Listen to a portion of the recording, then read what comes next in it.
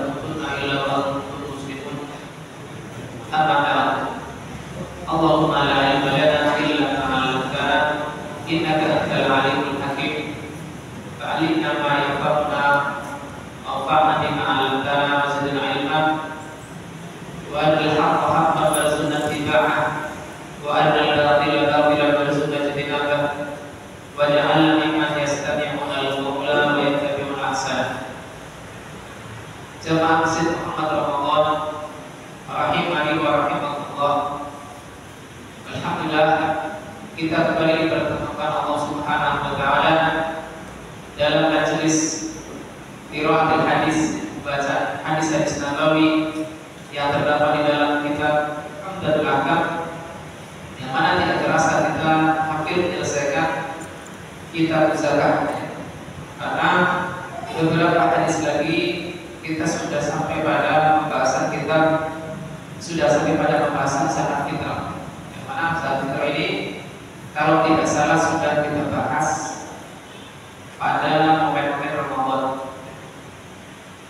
Sehingga apabila kita selesai dari beberapa hadis ini, maka kita akan langsung loncat ke kitab Al-Haji. Karena kitab Usul pun kalau tidak salah sudah kita bahas hampir menyeluruh di pekan-pekan Ramadan 2 tahun yang sudah kita lewati. Tentunya saya terus memotivasi untuk diri saya sendiri dan antum semuanya agar tetap bersemangat untuk menuntut ilmu, walaupun mungkin ada yang kurang sehat, tetap hadir. Jangan sampai kita kalah dengan ahlul batil, yang mana mereka bersemangat untuk menyebarkan kebatilan mereka, bahkan dengan mendanai diri mereka dengan dana yang besar untuk menyesatkan manusia. Sehingga kita tidak boleh lemah dalam terus mempelajari agama Allah Subhanahu wa taala untuk kita ilmui, untuk kita amalkan dan kita dakwahkan sesuai dengan kemampuan kita masing-masing. Tentunya setelah kita insyaallah menyelesaikan beberapa hadis dari kitab pusaka ini, ternyata Al-Imam Abdul Ghani rahimahullah taala tidak menyebutkan beberapa nisab yang ternyata kita butuhkan. Di antara adalah nisab kambing, kemudian bakor, begitu pula ibil. Hanya akan kita bahas secara ringkas, sehingga mungkin untuk menyampaikan faedah dari kitab pusaka ini insyaallah pekan depan kita mengambil faedah dari kitab Umdatul Ahkam. Nah, kira kalau kita bahas malam ini kita kurang mengambil manfaat lebih besar karena waktu yang terbatas. Baik, kita masuk pada hadis ke-169. Penulis rahimahullah taala menyebutkan dari Abu Hurairah radhiyallahu anhu bahwa Rasulullah sallallahu alaihi wasallam bersabda, "Al-ajma'u jubalun wal bihru jubalun wal mahdidu jubalun wa fil rikasi al-khumus." Al-ajma' yaitu al-bahimah. Al-bahimah itu hewan ternak yang dalam hal ini akan dijelaskan dalam makna global oleh Syekh Al-Basar bahwasanya hewan ternak yang merusak tanah orang lain tidak ada tanggungannya, tidak ada jaminan. Wal bihru juga, begitupun sumur. Maksudnya orang yang bekerja dari sumur ini pun tidak ada tanggungan bila dia tidak dipaksa dan tidak ditipu untuk masuk ke dalam sumur lalu ada kecelakaan, maka orang yang menyewanya tidak pulang atau terkena tanggungan untuk menanggung dianya. Begitu pula al-adil, barang tambang, maksudnya bukan berarti barang tambang ini tidak ada zakatnya, tapi al-adil di sini adalah maksudnya pekerjaan untuk menggali tanah, ya, untuk mengeluarkan barang tambangnya.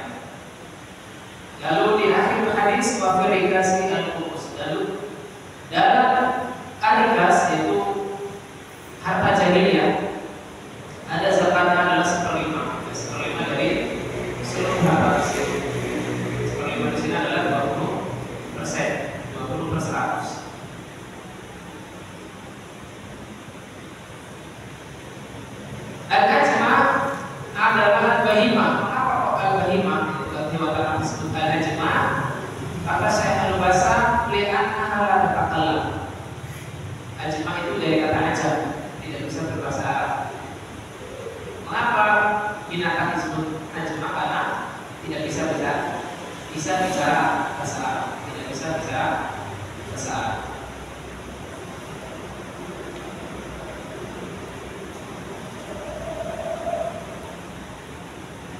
Kita langsung masuk pada makna dari hadis ini. Kata Syaikhul Basar rahimahullah taala, yubayyinu Nabi sallallahu alaihi wasallam al-asya' allati yahsulu minha talaf. Nabi sallallahu alaihi wasallam menjelaskan segala hal yang mengalami kerusakan kharija qudratil insan, yang keluar dari kemampuan atau usaha manusia. Wa tusabbihu wa imanuhu, baik karena sebabnya maupun kelalaiannya. Wa annahu laisa alaihi syai', bahwasanya orang yang sesuatu yang rusak bukan karena kesengajaan, itu tidak ada tanggungan diatnya atau dendanya. Wa dzalika kal bahimah allati lam tufarriqu fi irsaliha walam yakun mutasarrifan fiha fatatlafu zar'an. Semisal binatang ternak yang tidak lalai untuk dilepaskan, pemiliknya tetap menjaganya, tapi ternyata di luar darinya hewan tersebut dilepas, lalu merusak tanaman, atau ahadan bi'abdin atau bi'adiha, atau mau membahayakan orang lain, baik karena tendangan kaki depannya atau kiri atau ditendang oleh kaki belakangnya. Wakadhalika law amara insanan biduni ikrahillah aw tadlil bihi binuzuli fi dhikrin. Begitu pula ketika seseorang menyuruh orang lain untuk masuk sumur tanpa ada paksaan dan tanpa ada tipuan, si pemilik sumur berprasangka baik, di dalamnya tidak ada gas yang membahayakan. Secara adat, secara biasa, dia sendiri mungkin masuk ke sumur tersebut untuk menggali, untuk mengambil barang yang jatuh dengan tangga dan tidak masalah. Tetapi ternyata ketika dia menyuruh orang lain, mungkin karena kepleset atau mungkin ternyata tiba-tiba ada gas beracun yang keluar dari sumur tersebut, lalu orang tersebut meninggal, maka orang yang menyuruhnya pada goman adalah hakim, tidak ada goman, tidak ada denda tanggungan pada orang yang menyuruhnya. Lihat lam yasul min muta'addin wala tafrid, karena ini bukan termasuk pelanggaran dan tidak pula karena kelalaian. Amma lau ka'akrahu ala dzalik, ada bila dipaksa atau dia tahu bahwasanya ada sumber tersebut ada bahaya, bahwa Allah yu'alim dzalik fa in 'alaihi al-qaman, lalu dia memaksanya atau menipunya, memperdayainya agar masuk ke sumur, lalu orang tersebut meninggal, maka dia wajib mengeluarkan dendanya, mengeluarkan diatnya.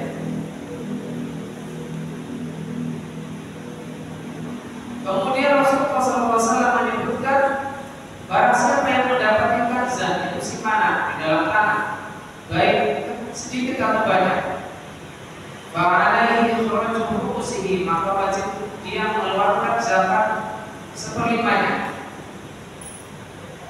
Li'annahu hasalahu bila kulfah wala ta'ab, karena dia memperolehnya tanpa ada usaha dan kerja keras.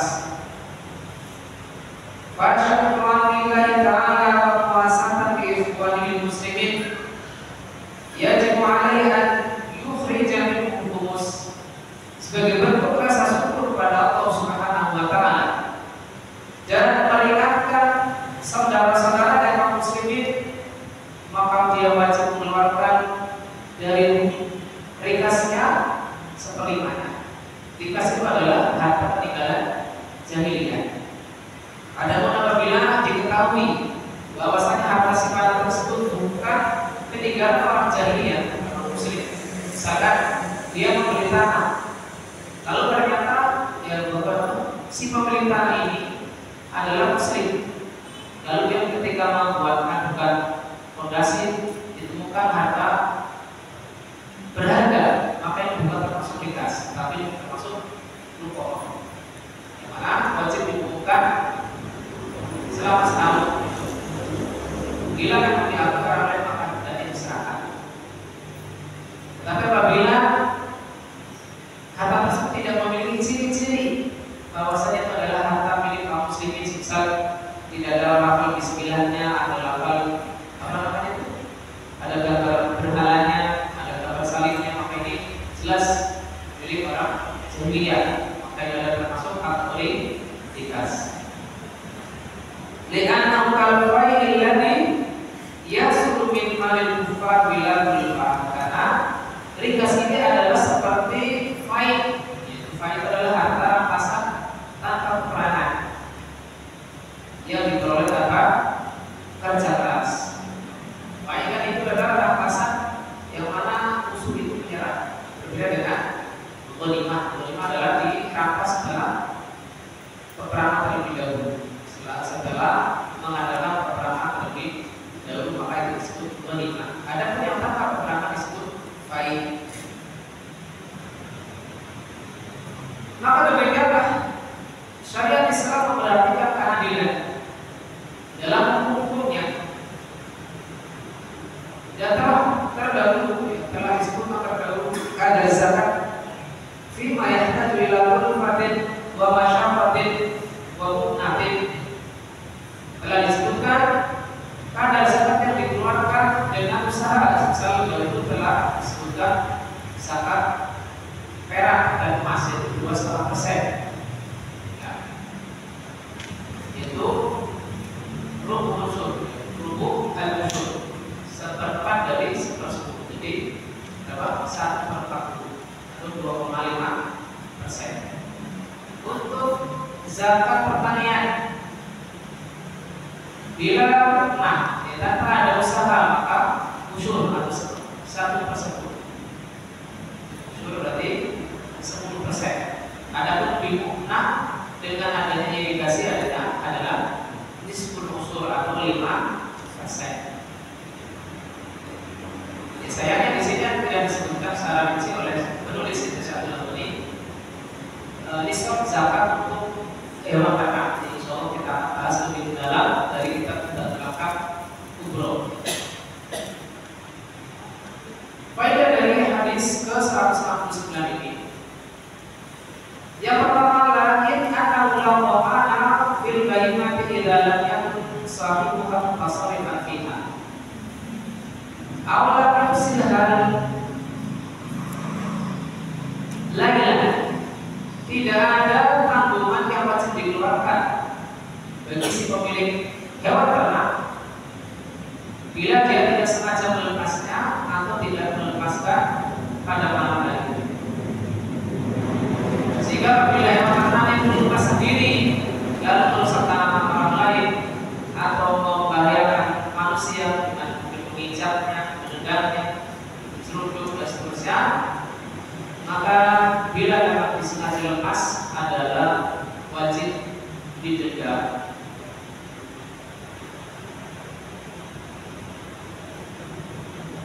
Bapak banyak dari ulama beberapa hadal hadis bi adilati ukhra bil dhaman mutasabbih.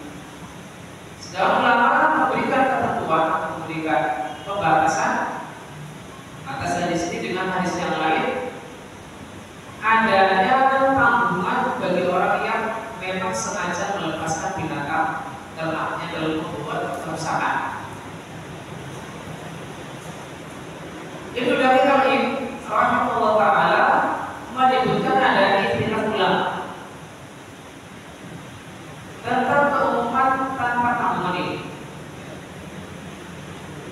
Bahwa sahaja qauli biha najina ya talbayyimah hadrun. Yang mana beliau sampai pada kesimpulan bahwasanya kerusakan dari binatang ya, tidak ada tanggungan adanya di dalam yakun Sifat taksir minal malik, apabila memang si pemiliknya tidak lalai menjaga binatang.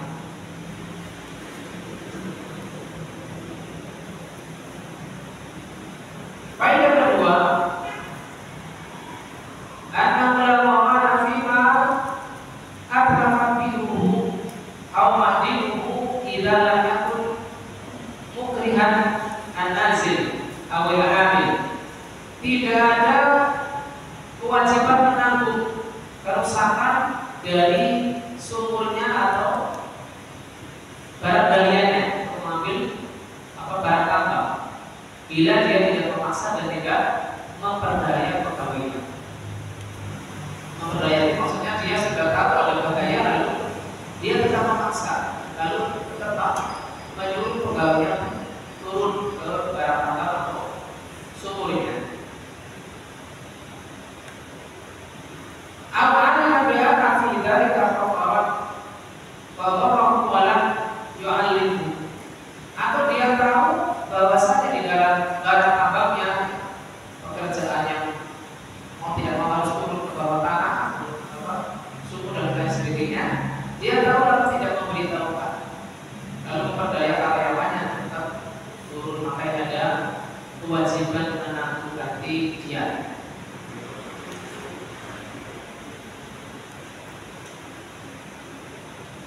Faedah kemarahan adalah ada nuzul fi bintin harus sumur dari saja.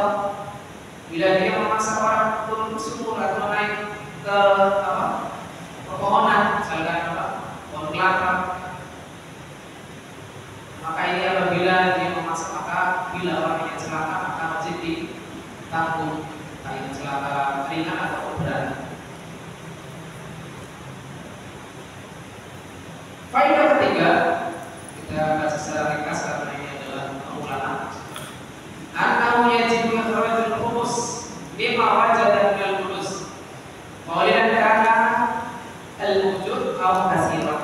Wajib mengeluarkan seperlima dari apa yang didapati dari harta kalian. Misalkan emas atau perak, sedikit atau banyak.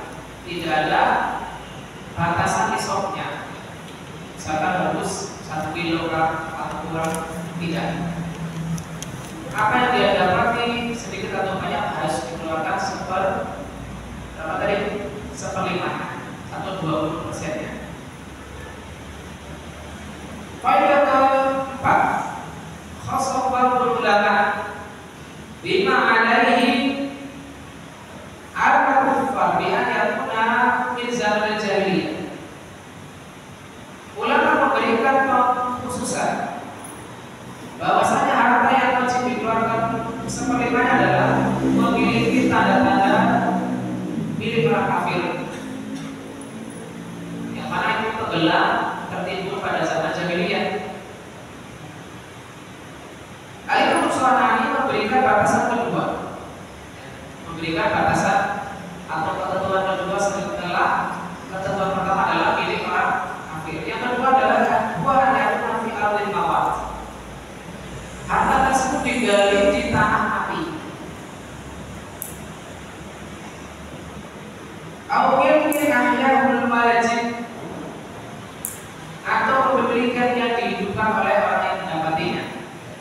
Wa in kana fi ardil mamlukah falaysa birikas. Adapun apabila harta temuan tersebut diambil dari tanah milik orang lain, misalkan kita menyewa, lalu kita menggali untuk dibuatkan sumur atau bangunan lain-lain, karena tanah tersebut adalah milik orang lain, maka tidak boleh dimiliki dan tidak pula ada kewajiban mengeluarkan seperlimanya dari harta tersebut.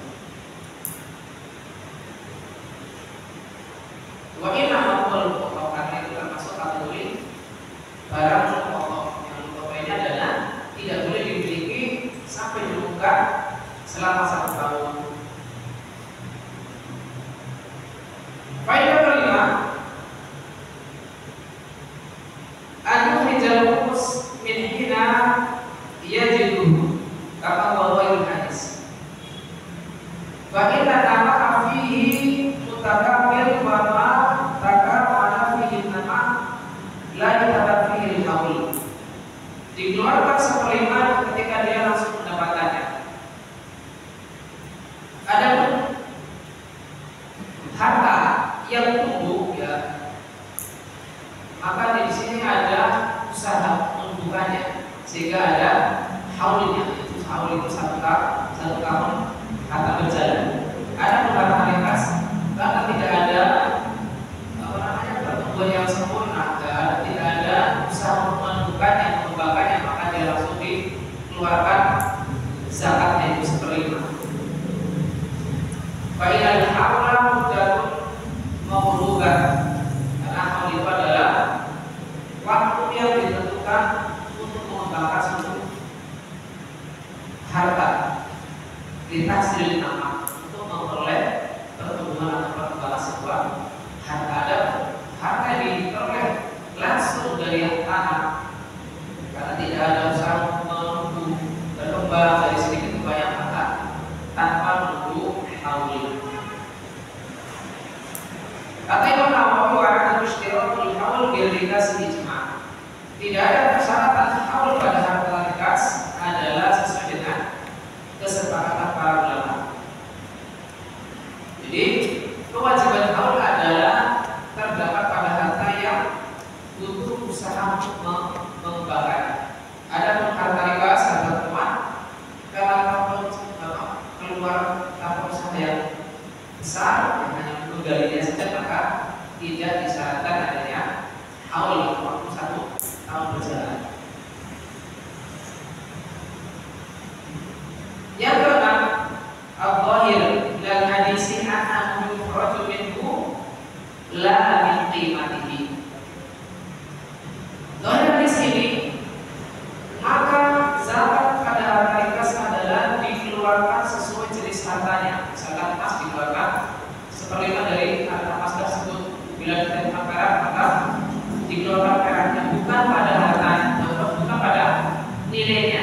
Misalkan jenengan ketemunya 10 kilo, misalkan 10 kilo emas, maka jangan dihitung seperlima dari 10 kilo berapa?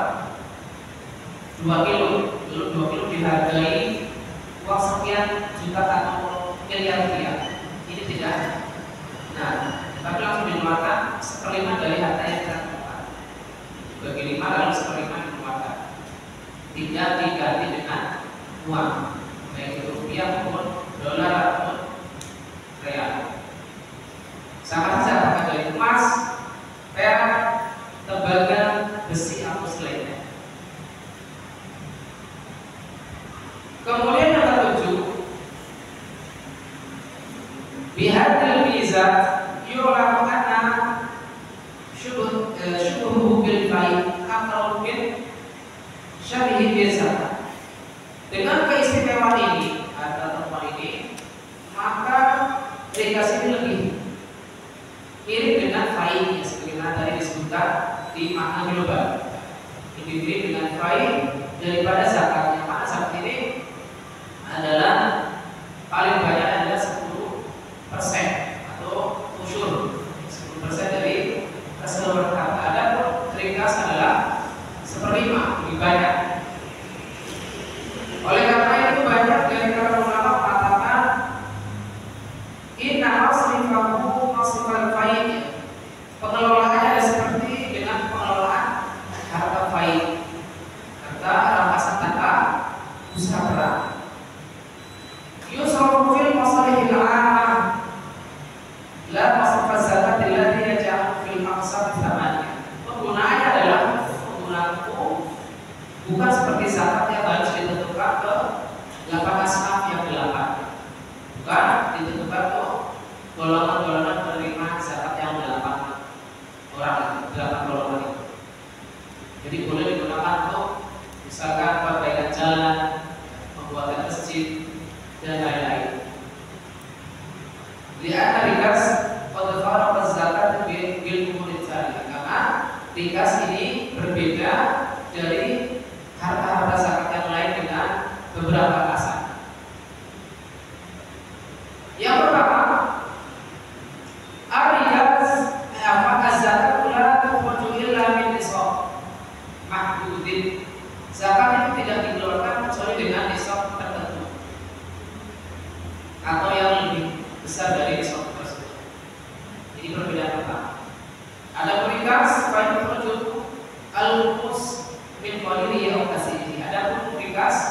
dikeluarkan seperlimanya tanpa ada batasan diskonnya, dari sedikit ataupun banyak.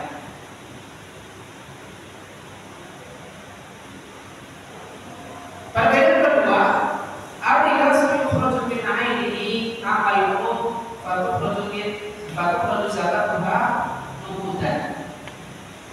Rikas dikeluarkan sesuai jenis barangnya. Emas dengan dikeluarkan emasnya, ditempatkan maka dikeluarkan seperlima perak dan seterusnya. Adapun urut yaitu harta dagangan termasuk salah satu dari jenis zakat, maka dikeluarkan kimahnya atau harga nilainya.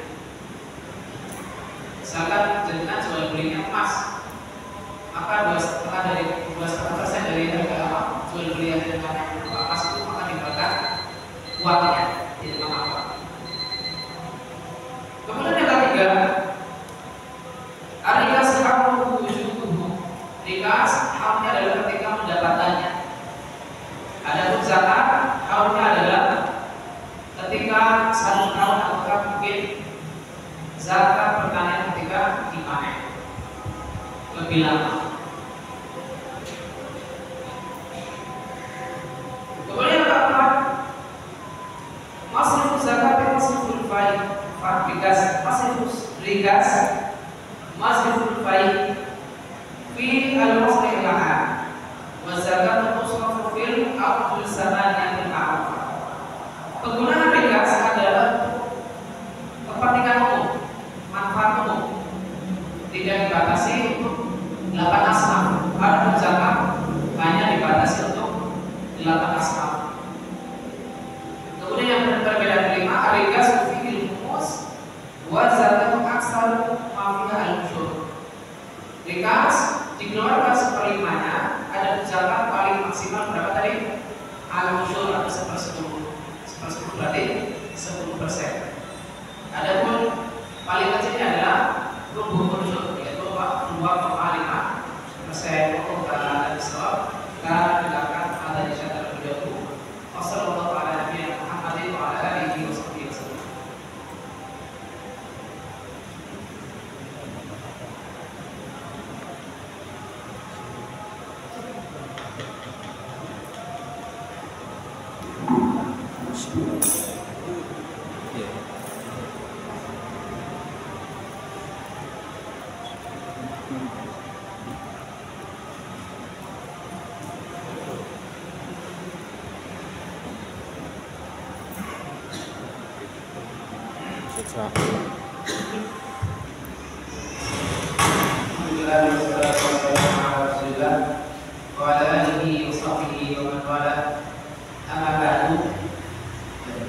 Sebelum kita masuk kepada hadis 170, barangkali ada 1 atau 2 pertanyaan sebelum kita lanjut ke hadis berikutnya.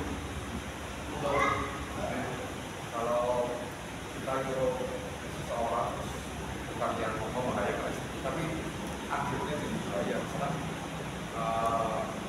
motor bawah, ternyata orangnya jatuh, terus ada yang mungkin antara pas-pasan atau sampai meninggal, jadi gimana sih? Bismillahirrahmanirrahim. Ala Rasulillah wa ala alihi washabbihi wa sallam.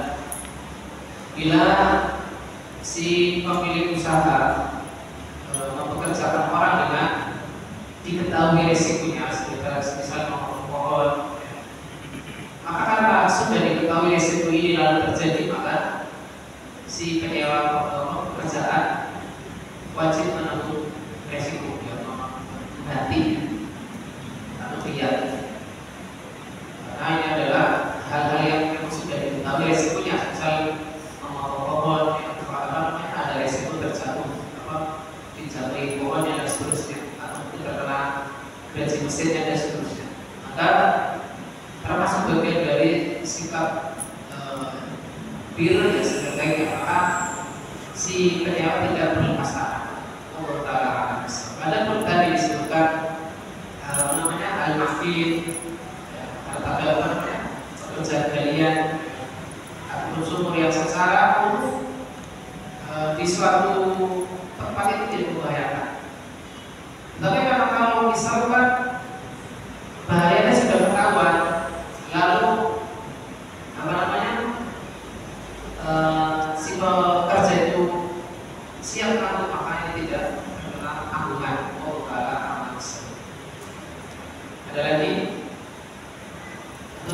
selanjutnya. Dan kita masukkan hadis 170. Abdul Wali rahimahullah taala menyebutkan dari Abu Hurairah radhiyallahu anhu, beliau mengatakan Rasulullah sallallahu alaihi wasallam mengutus Umar ada sedekah untuk memungut harta sedekah atau harta zakat. Fakir dan dikatakan mana Abdul Jamil Ibnu Jamil menahan harta zakatnya. Begitupun Khalid bin Al-Walid dan Al-Abbas paman Nabi Sallallahu Alaihi Wasallam. Bahwa Rasulullah Sallallahu Alaihi Wasallam, Rasulullah Sallallahu Alaihi Wasallam menyangga apa yang menjadi anggapan paman bin Al-Khattab radhiyallahu anhu. Kata beliau, "Ayat Ibnu Jamil illa kana faqiran fa'adnahu Allah Ta'ala." Tidaklah Ibnu Jamil mengingkari kewajiban zakat kecuali karena dia fakir lalu Allah Ta'ala ayatkan. Adapun Khalid bin Al-Walid fa'inna tamurikuna Khalidan, maka kalian itu sebenarnya apa? Menzalimi berzakat seorang-orang pada Khalid. Fafatih kata saat berdoa karena dia telah menggadaikan baju besinya. Wa a'tadahu fi sabilillah, lalu dia pakai untuk pembelian perang yang dia gunakan di jalan Allah. Maksudnya apa? Hartanya sudah dia membuat di jalan Allah Subhanahu wa Ta'ala, lalu kalian masih pungut zakatnya, maka ini adalah bentuk kezaliman. Wa amal atas fa'idha alaiha wa maka dia sudah tanggung. Sebagaimana dalam riwayat yang lain, yang amal ta'ana amal ar-rajuli situ abihi. Tidakkah kau tahu bahwasanya paman seseorang itu semisal dengan bapaknya? Maksudnya apa? Sudah ditanggung oleh Rasulullah SAW. Ini dalam satu intimah, satu kemungkinan yang akan disebutkan kemungkinan yang lain. Itu dijelaskan secara terperinci oleh Syekh Abdul Qadir Al-Muqdisi dalam kitab Al-Ahkam beliau bahwasanya Al-Abbas ini telah membayar zakatnya 2 tahun sekaligus di apa ya berarti, sehingga tidak perlu ditagih kembali oleh Umar bin Al-Khattab. Di sini disebutkan fakina tadlimuna Khalidan, sesungguhnya kalian telah berbuat zalim, seakan-akan yang menagih harta satu adanya jamaah adalah jamaah orang banyak. Padahal apa pembicaraan Rasulullah SAW adalah ditujukan kepada Umar bin Al-Khattab. Sebagaimana riwayat kedua, yang amal karena akal rajul simpati. Ini adalah bentuk pemulahan Rasulullah SAW kepada Umar bin Al-Khattab radhiyallahu anhu. Maka dilakukan dari hadis ini bahwasanya Nabi Sallallahu Alaihi Wasallam mengutus Umar li jibari zakat untuk mengumpulkan zakat. Sebagaimana kebiasaan beliau Sallallahu Alaihi Wasallam mengutus kaum zakat yang disebut surah. Maka Umar datang pada Abbas bin Abdul Muttalib, Khalid bin Al-Walid dan Ibnu Jamil. Ibnu Jamil ini tidak diketahui siapa namanya. Ibnu Jamil. Ada yang mengatakan dia adalah Umayyah, ada juga yang mengatakan dia Abdullah. Tetapi tidak disebutkan atau tidak diketahui nama Ibnu Jamil ini, tidak menjadikan hadis ini lemah karena mubham dalam mata sahabat adalah makhluk. Yang mana Umar yuridu minhum az-zakata, kayak dia di Sallallahu Umar bin Al-Khattab menginginkan datang pada mereka untuk memungut zakat. Bagaimana pada maka mereka menahan untuk penunaiannya. Maka jangan lakukan pada Nabi SAW mengadukan 3 orang ini. Maka kata Nabi Muhammad bin Jamil, "Fakai salah punya ada dia tidak punya udur, tidak punya alasan dalam menahan hartanya. Mengapa? Karena tadinya dia miskin lalu Allah Ta'ala kayakan. Tetapi dia menyambut nikmat Allah dengan dikayai dengan kufuran, menahan harta zakatnya. Wa syakara dan dia mensyukuri nikmat tersebut dengan cara infak terhadap penuhnya harta zakat. Jadi di sini penjamin ini ternyata apa? Dia tidak punya udur. Yang mana disebutkan oleh Rasulullah yang menjamin kita kan kafiran fa'adana, seakan-akan penjamin ini tidak menolak, karena ini adalah ucapan kata penulis takyid bima syuhudul ada, perbuatan celahan dengan apa yang mirip ya persis dengan ujian. Ternyata ketika kita baca syaratnya, baca keterangan dari Syekh Al-Basam, ternyata ujian ini adalah menolak penuhnya zakat mal. Ada Bukhari bin Al-Wahid, maka kalian telah berbuat zalim kepadanya dengan mengatakan mana zakat. Dia telah menahan harta zakat. Karena dia telah menggadaikan barang baju besinya lalu dipakai untuk alat peperangan di jalan Allah. Bagaimana yang mana zakat min rajulin taqarraba ila Allah Ta'ala bi infaqi ma la yajibu alaihi. Maka bagaimana terjadi penahanan harta zakat dari seseorang yang mendekatkan diri kepada Allah dengan menginfakkan harta yang tidak wajib dia keluarkan. Semuanya dikeluarkan, bahkan digadaikan untuk membeli alat peperangan. Maka ini tidak mungkin dikatakan harta zakat, karena apa yang mau dizakatkan, hartanya saja sudah dipakai untuk digadaikan di apa bahasa kita, diagunkan. Wa inna li'annahu ja'alaha adawatan diniyatan karena yakni istaqiluha fil jihad, atau karena dia menjadikan harta milik pribadinya digunakan untuk jihad.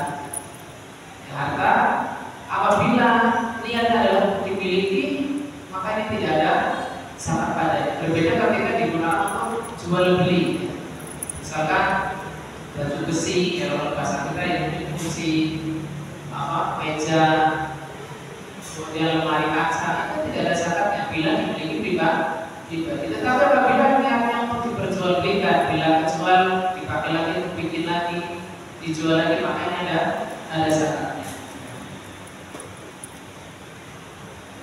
Wal asyarul latil kaniyah qiniyah laisa fiha zakat. Sesuatu yang niatnya untuk dimiliki, maka ini tidak ada zakatnya. Tentunya harta-harta yang tidak masuk kategori nukut ya. Ada emas perak, maka walaupun niat untuk dimiliki tetap dikeluarkan zakatnya. Wa amal Abbas faqad tahammalaha sallallahu alaihi wasallam. Ada Abbas, maka sudah ditanggung oleh Rasulullah sallallahu alaihi wasallam. Wa yaqbil anna dzalika li maqamihi wa manzilatihi. Wa yadullu alaihi qawluhu amalita anak rajul sirwatihi. Kemungkinan pertama, zakatnya Al-Abbas ini sudah ditanggung oleh Rasulullah SAW karena kedudukan beliau sebagai paman Nabi. Sebagaimana sabda Nabi, anak rajul sirwatihi, bahwasanya paman seseorang itu seperti bapaknya. Atau ada kemungkinan kedua, li'annahu pada zakat atau li'anai. Al-Abbas sudah membayar zakatnya 2 tahun di awal, sudah dibayar sekaligus. Bahkan tasallamaha Nabi sallallahu alaihi wasallam, sudah diserahkan oleh Al-Abbas kepada Nabi Muhammad sallallahu alaihi wasallam. Tapi di sini disebutkan oleh Al-Basam, Syekh Al-Basam, marwara di sanad dhaif Ibnu Mas'ud. Ini terdapat dalam hadis riwayat Ibnu Mas'ud dengan sanad yang lemah. Anak Nabi sallallahu alaihi wasallam ta'ajjala al-Abbasi sadaqatahu sanatain. Bahwasanya Nabi sallallahu alaihi wasallam telah mengeluarkannya lebih awal zakatnya Al-Abbas ini 2 tahun pertama.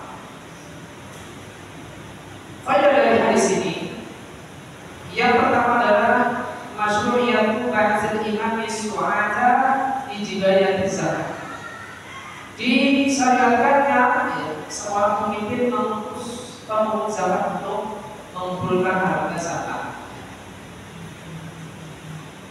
Jadi dua opsi yang boleh diambil langsung dari pemilik zakat kepada asnaf atau diwakilkan melalui al-imam atau amirul mukminin atau wali amr, pemerintah, penguasa.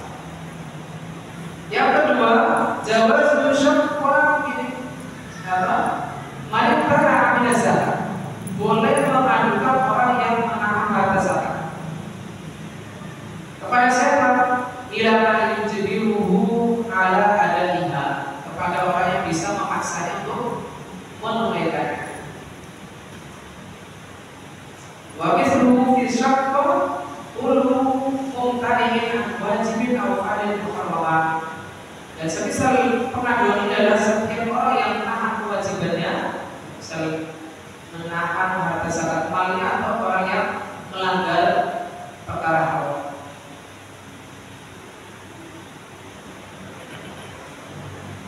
Faedah ketiga, kubur rumah jangan tanya materi yang syar'an aqlan. Celaan kepada orang yang juhud, yaitu orang ingkar, mengingkari nikmat Allah dengan menghentikan hak secara syar'i maupun secara logika. Yang ketiga adalah tercela. Faedah keempat, an-al-asya' al-mawqufah fi sabilillah, hal-hal yang sudah diwakafkan di jalan Allah, awil muaddah lil istiqamah yang sabihasa, atau barang yang sudah dipersiapkan untuk dimiliki dari harta-harta tadi yang tidak dikeluarkan zakatnya, misalkan tanah, mobil, meja kursi dan seterusnya untuk dimiliki, maka yang tidak ada zakatnya. Wadali ala udrahu fi man zakati huwa ja'alha waqfan fi sabilillah. Alasan yang menahannya dari zakat adalah menjadikannya wakaf di jalan Allah Ta'ala, atau karena dia diniatkan untuk dimiliki, bukan dijual belikan. Ada pun kayak misalnya dari emas, perak, binatang ternak, pertanian, dari biji-bijian dan buah-buahan yang kuat dalam ulama, maka yang tetap dikeluarkan zakatnya walaupun niatnya dimiliki. Kemudian yang kelima, jawaz ucap dengan syari waqfan lillahi ta'ala wa fi sabilih, boleh menjadikan sesuatu wakaf di jalan Allah walaupun barangnya bukan barang yang dia misalkan tadi Khalid bin Al-Walid wakaf barangnya dalam bentuk pedang, dalam bentuk alat-alat peperangan, diwakafkan di jalan Allah Subhanahu wa Ta'ala. Kalau barang zaman sekarang mungkin wakaf produktif ya, dalam bentuk sawah, untuk lembaga komersil, atau mungkin mewakafkan toko ya, dan lain-lain. Yang keenam, apa yang tidak anilabasi fayutamalu ifadah jawazi ta'jil zakat wa yutamalu ifadah jawazi ta'amul zakat yang aman wajibat alaihi. Alasan al-Abbas bahwasanya beliau juga termasuk orang yang menahan zakat adalah bisa karena ditanggung oleh Nabi Sallallahu Alaihi Wasallam. Apa tadi sudah mengawalkan penunaian zakatnya, apa karena sudah ditanggung oleh Rasulullah SAW selaku keponakannya.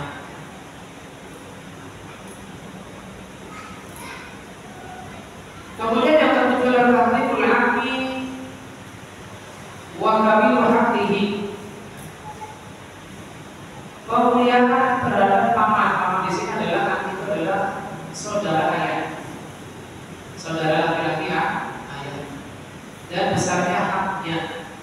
Bila kamu bimanzilatil karena saudara ayah ini adalah menduduki kedudukan seperti ayah sendiri. Baik, kita masuk pada hadis ke-171.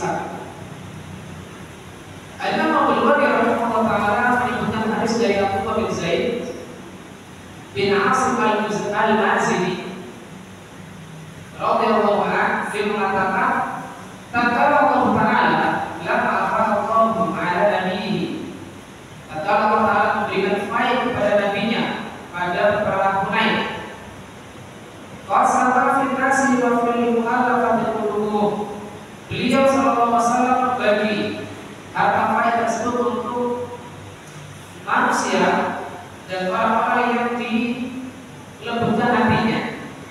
Walan yu'til ansar syai'a, dan beliau tidak memberikan kepada kaum Ansar sedikit pun. Wa kana majal fi anfusihim, seakan-akan mereka mendapati dalam diri mereka ganjalan karena ikut perang, ikut berangkat ke perang lain, ya, perang lain, tetapi kaum Ansar tidak diberikan bagian sedikit. Idran yusibuhum ma asaban nas, yang karena tidak diberikan apa yang diberikan kepada manusia atau masyarakat lain. Maka Rasulullah SAW berubah pada kaum Ansar ini. Faqala, ya masyarakat Ansar, wahai sekalian Ansar, alam ajibkum dhulalan fahadam qawmi, bukankah aku dapat kalian dalam keadaan bingung, lalu Ta'ala berikan hidayah kepada kalian melalui aku. Wa kuntum mutafarriqina fa'alafakumullahu bi, bukankah dalam kalian bercerai-berai lalu Allah Subhanahu wa Ta'ala lembutkan hati-hati kalian dengan wa alatan fa'alafakumullahu bi, dahulu kalian miskin lalu Allah Ta'ala kayakan kalian melalui aku. Setiap kali beliau sallallahu alaihi wasallam berkata, maka kaum Ansar menjawab, Allah wa rasuluhu a'lam, Allah dan Rasulnya lebih dari karunia tersebut. Aksal minatan alaina wa aqdam, Allah Subhanahu wa Ta'ala dan Rasulnya lebih banyak karunia-Nya dari hal-hal yang Allah sebutkan tadi. Maka beliau bersabda, ma yang aku bukan tujibu Rasulullah, apa yang menghalangi kalian untuk memenuhi panggilan Rasulullah SAW? Maka mereka menjawab, Allah wa rasuluhu a'lam, Allah dan Rasulnya lebih besar karunia-Nya daripada itu.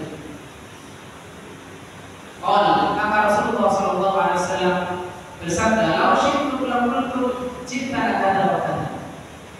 Kalau kalian mau, kalian bisa mengatakan kami sudah memberikan ini dan itu, menolong kaum muhajirin, memberi lahan pekerjaan mereka, memberi lahan perdagangan mereka di Madinah dan seterusnya. Ala tardawna an yadhhaban nasu bisyati wal kahir, apakah kalian tidak ridho orang-orang yang baru masuk Islam itu pulang dengan kambing dan unta? Wa tadhhabuna min nabiyyi ila yahadikum, dan kalian pulang ke Madinah bersama kalian Nabi Sallallahu Alaihi Wasallam. Ini adalah perubahan yang sangat jauh sekali. Orang-orang yang baru masuk Islam dikasih kambing, dikasih unta, lalu kaum Ansar diberi karunia pulang bersama Nabi Sallallahu Alaihi Wasallam. Lalu hijrah lakukan Al-Quran di Ansar. Kalau tidak karena hijrah dari Mekah ke Madinah, tentu aku lebih memilih bagian dari Ansar. Walau salahkan nasu wadiyan fasyibban, la salahku wadiyan Ansar fasyibbaha. Seandainya manusia melalui jalan wadi luba dan syib, jalan kecil di pegunungan, maka aku lebih memilih jalan bersama kaum Ansar, melewati luba dan syib. Syib itu jalan kecil yang ada airnya di pegunungan. Lalu beliau mengatakan, al-ansar syi'arun wan nasu kisau. Ansar itu seperti pakaian syiar, pakaian dalam yang sangat berguna, banyak memberi manfaat, pakaian dalaman. Wan nasu pada orang-orang selain Ansar adalah kisah, pakaian luar. Inna satrul qawna kalian sama, sesungguhnya kalian yang kalau Ansar akan mendapati setelah meninggalkan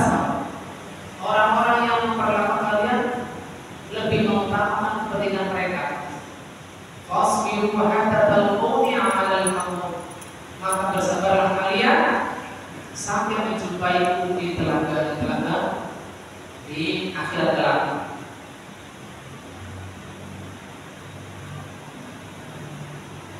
Kata Syaikhul Basar, nah bacaan di bagian faidah itu. Laqad hadri munasabatan wadihatan li iradil mu'allif hadal hadis fi kitabih.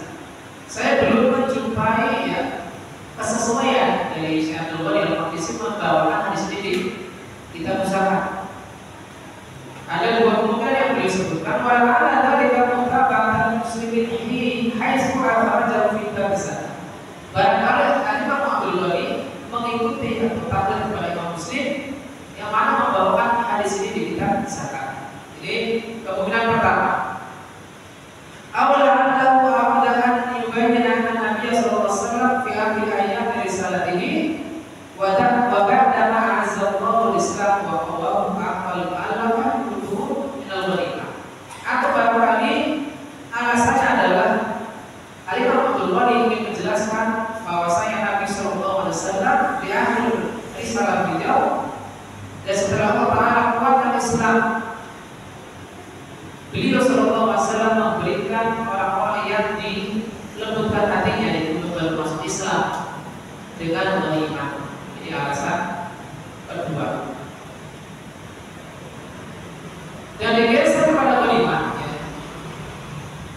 Ayyukum minaz zakat bilang ke orang-orang yang sudah lama dalam Islam tetap diberikan ghanimah, begitu pun zakat. Berbeda dengan orang yang ulama yang mengatakan tidak ada lagi kewajiban memberikan zakat kepada orang yang sudah lama masuk Islam. Sebagaimana pendapatnya Abu Hanifah dan murid-murid beliau. Mereka mengatakan bahwasanya subuh nasibihim minaz zakat. Mereka sudah tidak lagi berhak menerima zakat bila sudah lama masuk Islam karena telah Allah kuatkan Islamnya. Maka ini berbeda dan tidak tepat. Karena pada asalnya kaum Ansar masih berhak menerima ghanimah begitu zakat. Hanya saja Nabi Shallallahu Alaihi Wasallam tidak memberikan zakat kepada mereka karena ada orang-orang yang lebih berhak, karena baru masuk Islam, menolong Nabi untuk menguasai tunai, lalu mereka pun diberikan faedah tersebut agar mereka tetap dalam keislamannya dan tidak mengganggu kaum muslimin. Ini faedah yang disebutkan Imam Abdul Ghani terkait dengan kisah perang Hunain ini, main dalam perang Hunain ini.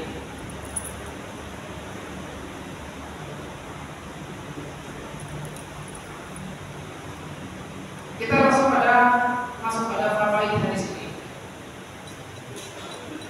Yang pertama adalah infaqul mu'allif al-mu'allafah qulubuhum min al-ghanimah. Memberikan orang yang dilembutkan hatinya berupa ghanimah. Bihasabi rabbil imam wa ijtihadi, sesuai dengan pandangan imam, pandangan seorang penguasa dan ijtihadnya. Jadi tidak harus dibagi rata. Kadang-kadang orang yang baru masuk Islam diprioritaskan untuk menerima ghanimah. Yang kedua, jawazul hirmani maqsimu bi dinihi. Boleh tidak memberikan zakat atau ghanimah kepada orang yang dipercaya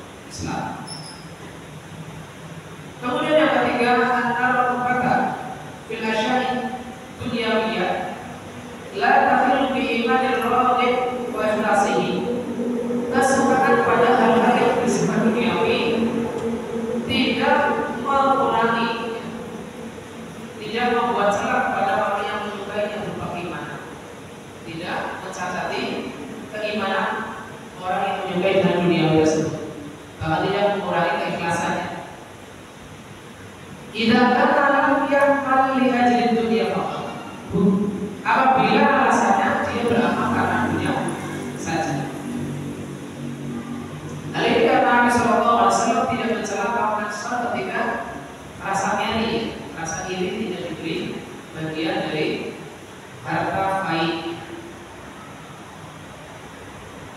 Yang keempat, masyru'iyatul mau'izah wal khutbah fil munasabat wa tahyilul haqq. Disyariatkan yang memberikan nasihat dan khutbah dengan hal-hal yang berkesesuaian dengan hal yang cocok. Misalkan momennya ada orang yang bertikai tentang memberi nasihat dan khutbah dengan hal-hal yang sesuai dengan kondisi tersebut. Kemudian yang kelima, al-faidah wal amir wa ashabul wilayah la yatasarrafuna fi syu'unil 'amah min ghairi an yubayyinu lirakyati maqsadahum fiha. Penguasa, kepala lembaga dan seterusnya hendaknya tidak menggunakan mengelola harta kaum muslimin untuk kemaslahatan umum, yang mana sebagian orang tidak mendapatkannya tanpa dijelaskan. Harusnya apa? Dijelaskan. Misalkan ada sebagian orang tidak mendapatkan haknya, misalkan haknya dalam takmiran, ada ketua, ada sekretaris, ada bendahara, ada seksi umum dan seterusnya. Yang mana yang bekerja lebih banyak, misalkan bendahara yang takwa, maka dia berhak untuk mendapatkan mukafaah. Berbeda mungkin bagian seksi dakwah yang sudah berjalan lancar, cuma dia hanya butuh WA khotib bukan ini, maka ini taruh dikasih juga paling ganti buat pengusaha misalnya, lebih sedikit dari orang yang menanggung amanah mengutar uang. Mungkin misalnya kok bahkan tidak mendapatkan sama sekali dari uang ketakdiran karena dia hanya ikut saja, maka jangan ketuanya jangan sampai iri pada bendahara. Iri pada bendahara kemudian tidak ada hal yang dikerjakan dan seterusnya, bisa dikiaskan atau dilogikakan kepada yang lain. Sehingga misalkan ada kesenjangan dalam sebuah lembaga, maka si ketua ini, kepala ini harus dijelaskan biar kesimpang siuran ini hilang dari orang-orang yang ditanggungnya, dari rakyatnya. Kemudian yang keenam, qaul Nabi sallallahu alaihi wasallam rahmatan wa barakatan 'alal ummah la siyama al-ansar. Kondisi Nabi sallallahu alaihi wasallam adalah rahmat dan berkah kepada umat Islam, terutama kaum Ansar. Dan alhamdulillah ketika kaum Ansar dijelaskan mereka tidak mendapatkan baik, tetapi pulang bersama Rasul mereka ridho. Bahkan dalam riwayat itu mereka menangis karena bahagia ya. Ternyata yang mereka bawa bukan dari Nabi dan sultan, tetapi Nabi Sallallahu Alaihi Wasallam. Yang pertama bahagia, yang kedua menyesal. Mengapa bisa sampai ini pada orang-orang yang baru masuk Islam? Karena mereka mendapatkan baik. Kemudian yang ketujuh, Maryam Sari radhiyallahu anhu min fadlil iman wa nusrati lillahi wa rasulihi jabat istighfar bin Nabi sallallahu alaihi wasallam kama ujabat mahabbatu lahu wa taqdimuhu ala ghairihi. Tidak ada selain Ansar dari keutamaan iman, pertolongan mereka kepada Allah dan Rasulnya. Ujabat istighfar bin Nabi sallallahu alaihi wasallam yang mengkonsekuensikan didahulukan oleh Nabi sallallahu alaihi wasallam berupa kecintaan beliau dan keutamaan beliau dan dari selain mereka. Hatta kaum muhajirin, tentunya kaum muhajirin ada keutamaan lain, tapi di sini kita fokus kepada kaum Ansor. Keutamaan mereka adalah pertolongan mereka kepada kaum muhajirin, memberikan tempat tinggal dan seterusnya.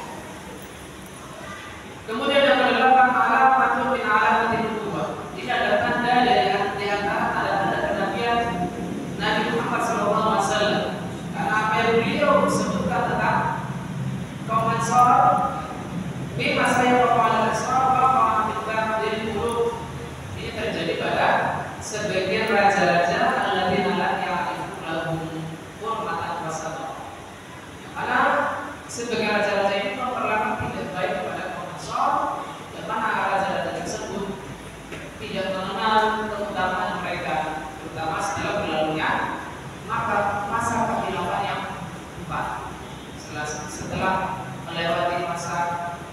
Muawiyah bin Abi Sufyan adalah anak-anak keturunannya mereka kurang baik dalam memperlakukan kaum Ansor.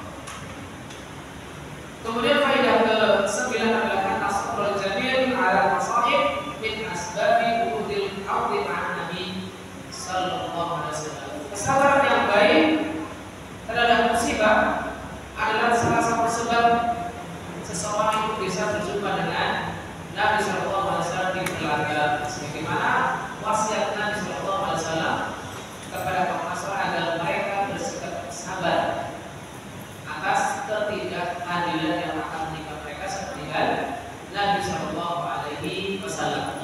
Karena akan mereka jumpai beberapa penguasa yang lebih mengutamakan hak-hak mereka dari hak-hak kaum Ansor. Wallahu ta'ala, demikian bisa kita bahas, tidak bisa kita bacakan semua dari makna global dari hadis ke-170 ini karena terbatasnya waktu. Demikian yang bisa kita bahas. Kalau ada pertanyaan, maka saya persilakan sebelum majelis kita tutup.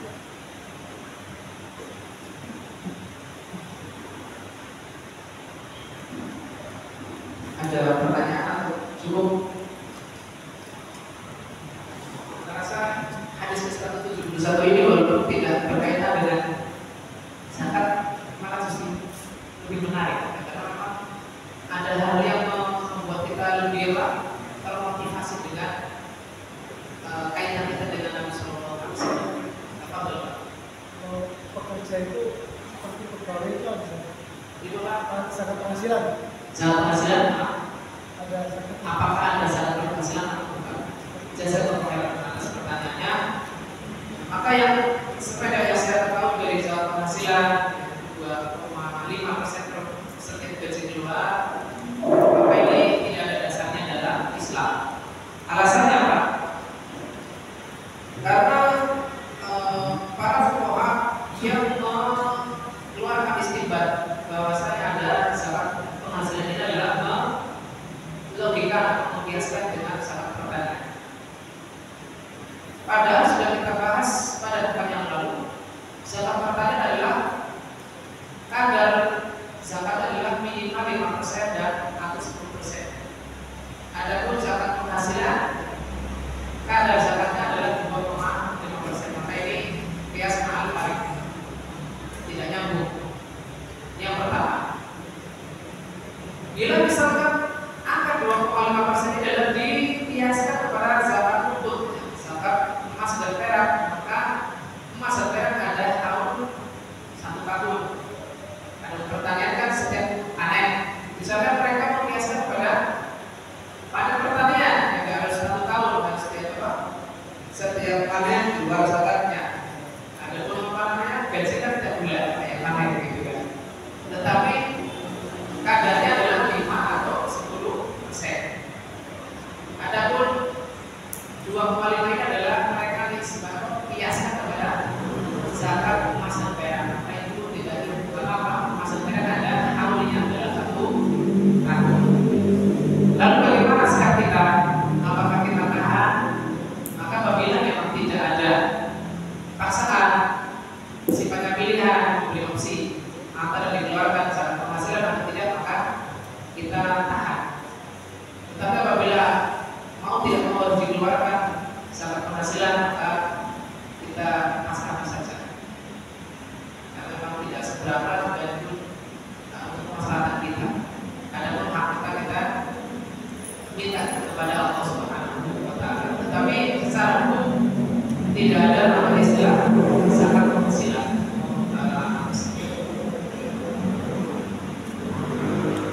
Ada lagi? Bapak.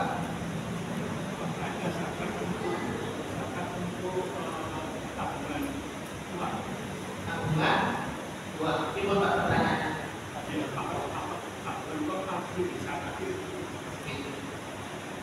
Tabungan maka ini biasa kepada zakat emas dan perak. Bila memang nilainya sesuai sampai mencapai nisab emas dan perak, maka dikeluarkan zakat.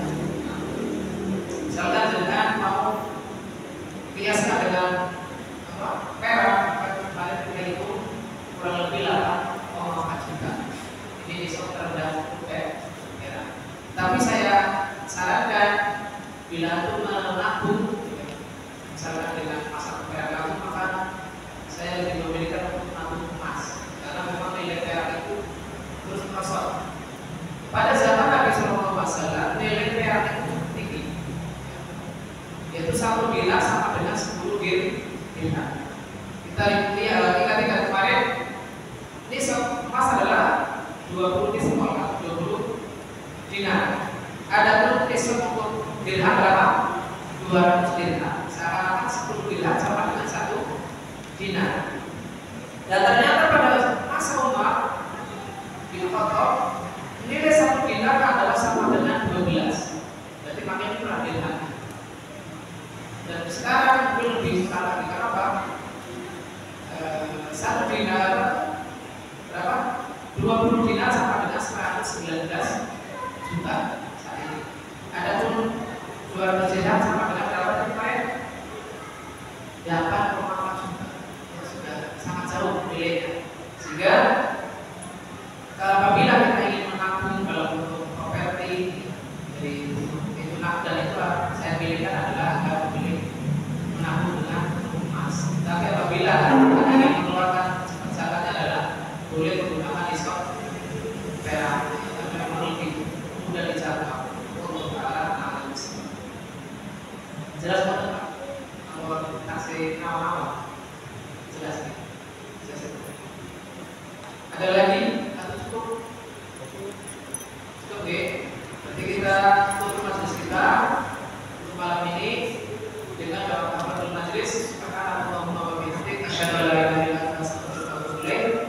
Ada pertanyaan insyaallah taala apabila Bapak mengizinkan kita bahas beberapa bab dari kitab Mudatsarah Kubro, karena Mudatsarah Kubro ini secara fikih, secara bahasa dan seterusnya, sehingga kita istifadah dari hadis-hadis yang ada dalam kitab Mudatsarah Kubro.